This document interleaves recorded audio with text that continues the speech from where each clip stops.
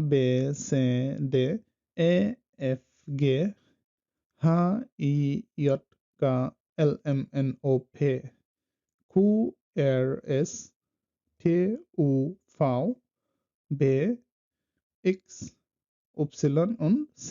আসসালামু আলাইকুম।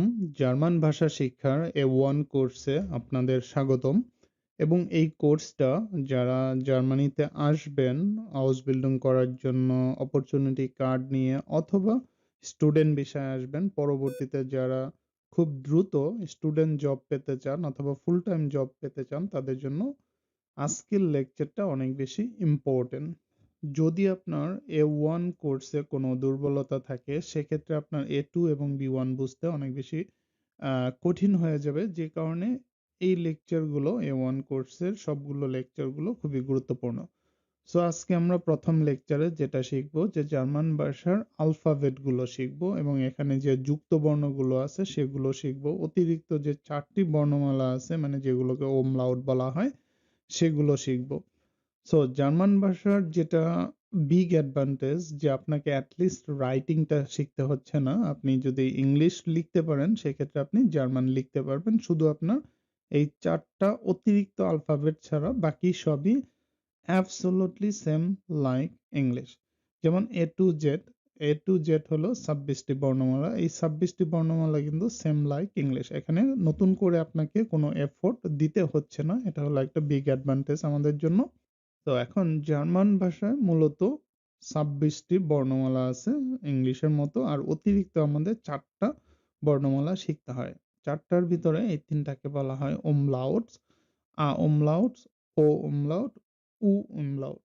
অ্যান্ড আরেকটা যেটা আছে এটাকে বলা হয় S-set। এটা হলো ডাবল এস এর সমষ্টি। মানে আপনি এটাকে S-set দিয়েও লিখতে পারেন। আর যদি কখনো আ কোনো কিবোর্ড অথবা সামহাউ আপনি এটা লিখতে পারছেন না, তখন যদি আপনি এটাকে ডাবল এস দিয়ে লিখে দেন সেক্ষেত্রেও হয়ে যাবে। আমরা স্টেপ বাই স্টেপ আলফাবেট গুলো দেখব, যুক্ত বর্ণগুলো দেখব। তো আপনাদের জন্য অ্যাডিশনালি যেটা গুরুত্বপূর্ণ যে dig.cc এই ডিকশনারিটার সাথে আপনাদের সবারই কানেক্ট থাকতে হবে যারা জার্মানিতে আসতে চান, যারা জার্মান ভাষা শিখতে চান।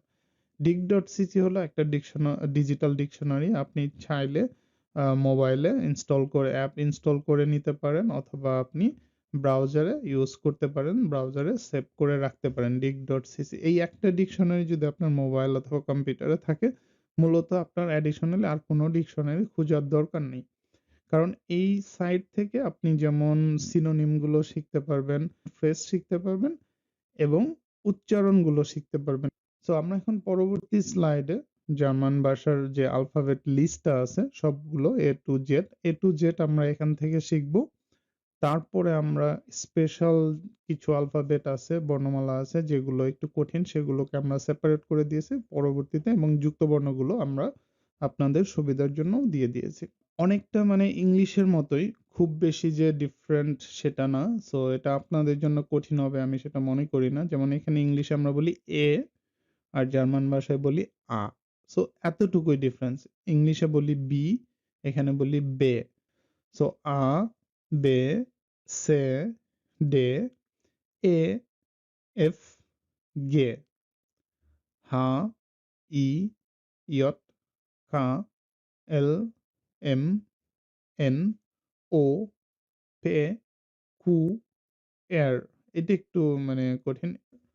এস, থে, উ, ফাও, বে, ইক্স, উপসিলন, উন, সেট।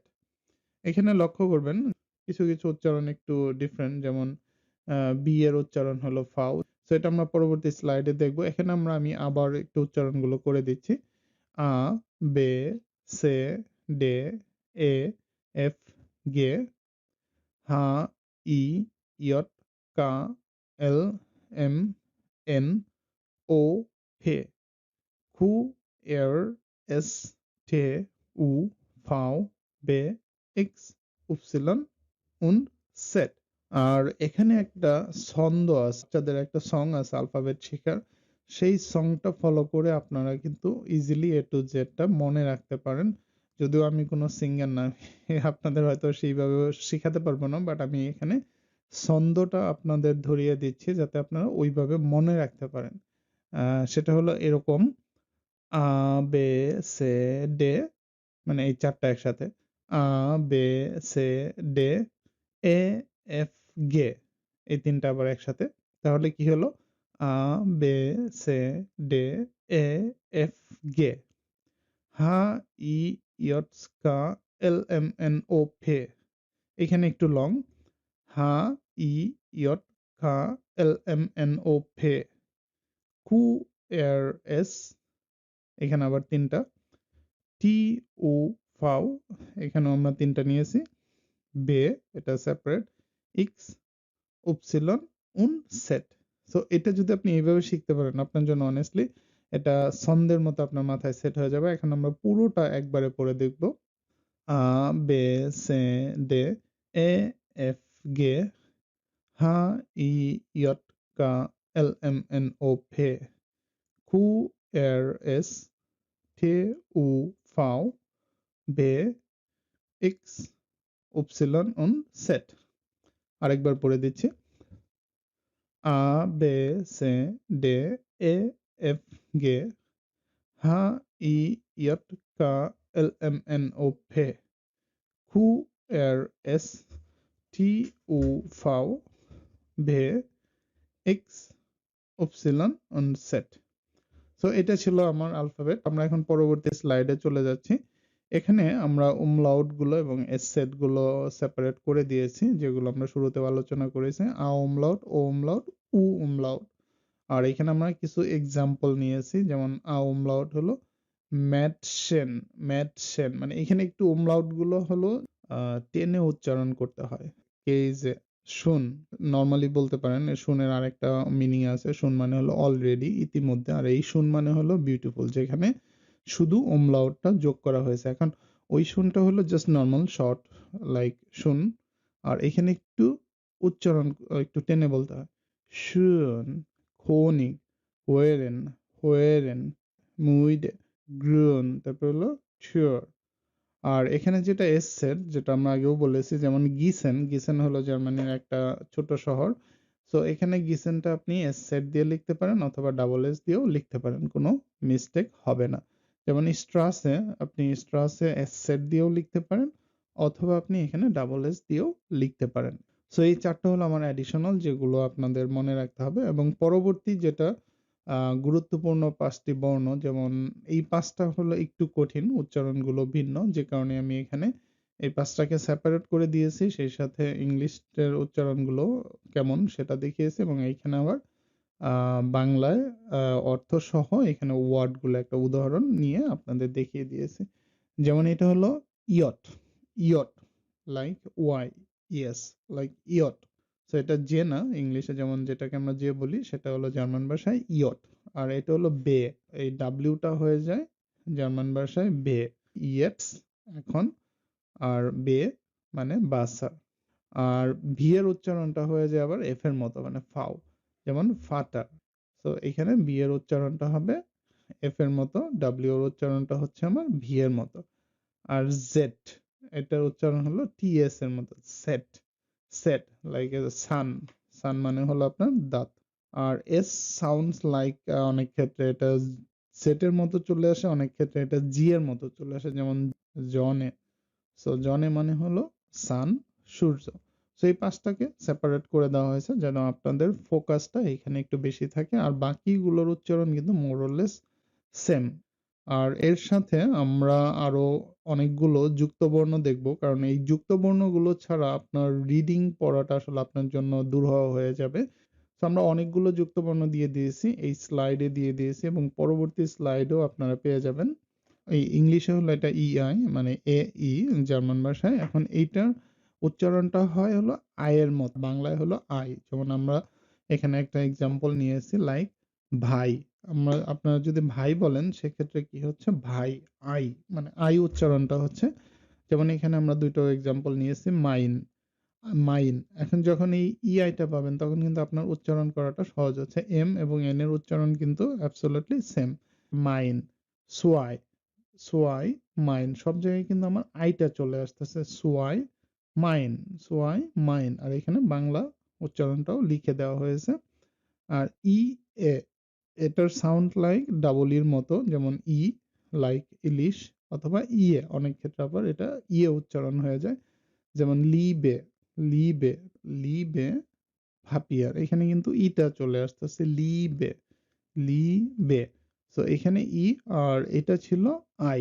আর এসসিএইচ এটার উচ্চারণটা এসসে হা, মানে জার্মান ভাষায় এসসে হা, এটার ইউজটা আসলে অনেক বেশি, এটা আপনাকে শিখতে হবে। এটা সাউন্ডস লাইক এসএইচ, আর যেটা বাংলাতে হয় স, তালব্যস্যর মতো উচ্চারণটা হয়, যেমন শুলে। সিএইচ এটার ব্যবহারটা অনেক বেশি, এটার উচ্চারণটা হলো এসএইচ অথবা খেএইচ, মানে খ অথবা হ এর মতো। তবে এটার মেজরিটি যে ইউজটা সেটা অনেক ক্ষেত্রেই খ এর মতো, আর কিছু ক্ষেত্রে এক্সেপশনাল কিছু ক্ষেত্রে সেটা হয়ে যায় হ, যেটা নিয়ে আপনাদের অনেক প্রশ্ন থাকে সবসময়, যে কেন এটা ইক না হয়ে ইস হলো, কেন এটাকে আমরা ইক বলতেছি না, কেন এটাকে ইস বলতেছি। সো এটা ইস হবে। এ উ এটার উচ্চারণটা হয় অয়, মানে বাংলা হলো অয়, যেমন ভয়, এটা হলো ফ্রয়েন্ড, ফ্রয়েন্ড, ফ্রয়েন্ড, ফ্রয়েন্ড, অয়রোপা, অয়রোপা। এ উমলাউট আর তারপর হলো উ, এটার উচ্চারণটা হলো অয়, যেমন হয়জার, হয়জার, এটার উচ্চারণ হলো অয়ের মতো বাংলা। আ উ, আ উ এটার উচ্চারণটা হলো যুক্ত বর্ণে যেভাবে হয় সেটা হলো আও, লাইক খাও, যেমন হাউস। সেই যুক্ত বর্ণগুলো আপনার রিডিং এ গতি অনেক বাড়িয়ে দিবে যদি আপনি এগুলো ইউজ করে তারপর উচ্চারণ করার চেষ্টা করেন। সি কা এইটার উচ্চারণটা হলো ইংলিশের জাস্ট কে এর মতো, বাংলায় হলো ক। সি কে, যেমন ডিক, ডিক, এটার উচ্চারণ হয়ে যাচ্ছে কে, তার মানে খ, বাংলা খ এর মতো, ডিক। ও এটা জাস্ট একটু long, like boat, like boat, এখানে জাস্ট একটু টান হবে ও, সো বোট। ই এ হা এটার উচ্চারণটা হলো এরকম, যেটা আমরা আগেই দেখেছি, কিছুটা ই এর মতো, মানে এই এই ২ নম্বরের যেটা ছিল সেম লাইক ওইটার মতো ই, যেমন সি, সিহ্যান, সিহ্যান মানে হলো পুল করা, কোনো কিছু টানা, সেখান থেকেই মূলত এটা চলে আসছে সি। এস ফে এটা সাউন্ডস লাইক এস এইচ ফে, লাইক যে স্পট, স্পট মানে একটু ই করে বলা হয় যে স্পট, আমরা স্পোর্টস বলি না, এখানে ইংলিশে যেমন স্পোর্টস বলা হয়, এখানে বলা হয় স্পট। স্পট মানে তালিবা স্বর সাথে যে পয়ের যুক্ত বর্ণ ওইটা ওইভাবে উচ্চারণটা হয় যে স্পট, স্পট। তারপর যেটা আছে আমার ST, ST sound like S হা ঠে, শার্ট, লাইক স্টাড, স্টাড মানে শয়ের সাথে ট যুক্ত করে যেটা হয় স্টাড, স্টাড, স্টাড, তার মানে এসটির উচ্চারণটা হলো এরকম। আর এনজি যেটা হলো আপনার একটু নাক থেকে আসে, যেটা একটু লং, যেমন লাং, লাং, এটা অটোমেটিক আপনি দেখবেন যে সাউন্ডটা আপনার নাক থেকে চলে আসতেছে, ইংলিশে যেটা আমরা বলি লং, আর এখানে হলো লাং, লাং, তার মানে এটা নাক থেকে সাউন্ডটা চলে আসতেছে লাং। আর পরবর্তী স্লাইডে আমরা আরো কিছু যুক্তবর্ণ দেখব, যেমন এআই, এটা অনেকটাই প্রথম যে আমাদের যুক্তবর্ণটা ছিল সেটার মতোই আই, যেমন মাই মানে মেয়ে, মাসের নাম যেটা আমার মেয়ে, এটার উচ্চারণ হয় জার্মান ভাষায় মাই। সো এআই এর উচ্চারণটাও হলো আপনার আয়ের মতো, মানে প্রথম যুক্তবর্ণটার মতোই সেম। আর পিএফ এটা একটু কঠিন, কারণ এই পিটা উজ্জ থাকে, যখন পিএফ দিয়ে যদি কোনো ওয়ার্ড শুরু হয় সেখানে পিটা নর্মালি উজ্জ থাকে, পিটার উচ্চারণ হয় না। যেমন এখানে দেখেন ফেয়ার্ড, ফেয়ার্ড, এটাকে আমরা ফেয়ার্ড বলতেছি, ফেয়ার্ড মানে হলো হর্স, ঘোড়া। এখন এই ফেয়ার্ড এর পিটা কিন্তু আসলে উচ্চারণ হচ্ছে না, এটা সাইলেন্ট থেকে যাচ্ছে, যে কারণে এখানে বলা হয়েছে drop the P and say only F, ফে হা, মানে পিএইচ যেটা এক্স্যাক্টলি লাইক এফ, যেমন আমরা ফিজিক, ফিজিক, ফিজিক, এখানে এফ এর উচ্চারণটা চলে আসে physique. TH pronounce just like T, so এটার উচ্চারণ হলো থিয়েটার, থিয়েটার। আর টিএসসিএইচ যেটার উচ্চারণ হলো সিএইচ, সিএইচ এর মতো, যেমন চ এর মতো, টিএসসে এটার উচ্চারণ হলো চ এর মতো, যেমন ডয়েচ। আর এখানে অ্যাডিশনাল আরেকটা ইনফরমেশন আপনাদের দিয়ে দেই, যেমন ইংলিশে যেখানে আপনি সি পাবেন সেটা মোস্টলি জার্মান ভাষায় কে হয়ে যায়, যেমন ক্যালেন্ডার, ক্যালেন্ডার যদি ইংলিশে আপনি সি দিয়ে লেখেন, জার্মান ভাষায় সেটাকে কে দিয়ে লিখতে হবে। সো মোটামুটি এখানে আমরা অনেক বিস্তারিত আলোচনা করলাম। আশা করি আপনারা বুঝতে পেরেছেন, এবং আপনাদের যদি বুঝতে কখনো কোথাও প্রবলেম হয় তাহলে অবশ্যই ইউডেমিতে Q&A সেশন আছে, সেখানে কমেন্ট করতে ভুলবেন না। আপনাদের জার্মান যাত্রা সহজ হোক। ইনশাআল্লাহ আপনাদের সাথে জার্মানিতে দেখা হবে।